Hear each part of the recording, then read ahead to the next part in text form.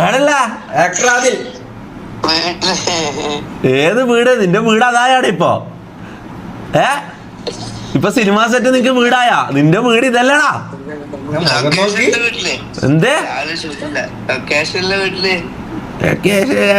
ഈ ഭാഷയും വെച്ച് നീ എങ്ങനെയാടാ ഇതാക്കുന്ന അഭിനയിക്കുന്നത്? ഡബിങ് ആയിരിക്കും.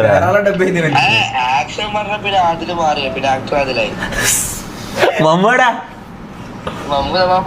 മമ്മ.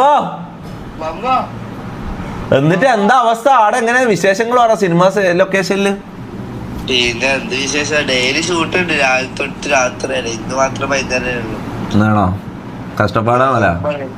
പിന്നെ കഷ്ടപ്പാടാ. മമ്മ സ്ക്രിപ്റ്റ് വായിക്കണത്.